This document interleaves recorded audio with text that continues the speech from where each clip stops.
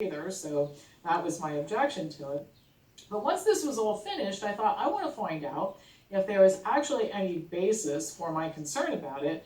And I thought if I could even find a study, that would be great. But I was amazed at how much research there is about this mask issue, so I'm going to share it with you. So first of all, without getting into a lot of numbers that don't translate well, just remember, viruses are tiny, tiny, tiny little things.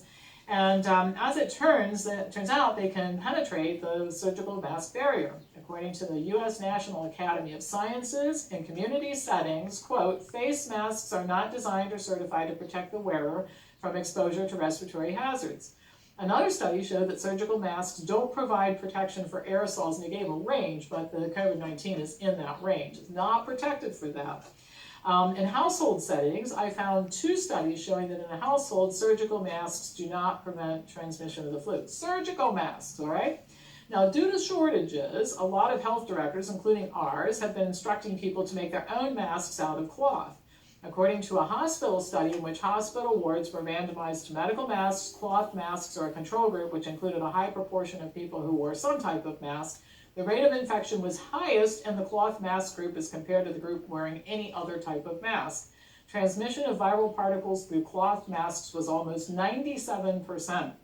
And the reasons cited included moisture retention, reuse of the masks, and poor filtration, all of which can actually increase rather than decrease the risk of infection. The researchers concluded that the results, quote, could be interpreted as harm caused by cloth masks. You heard that right. Harm caused by cloth masks.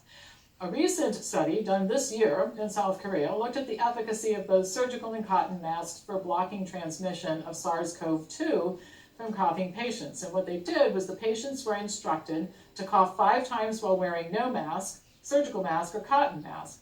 The researchers reported that neither surgical nor cotton masks were effective for filtering SARS-CoV-2 from environment or external mask surface.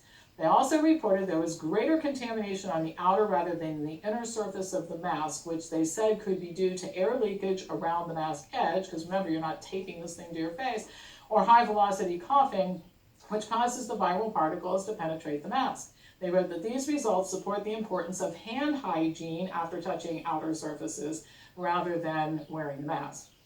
Not only are the masks useless, they can also be dangerous. A woman in New Jersey crashed her car into a power pole because she was wearing an N95 mask for several hours, and insufficient oxygen and excessive carbon dioxide intake caused her to pass out, according to the Lincoln Park Police Department. She was not under the influence of drugs or alcohol.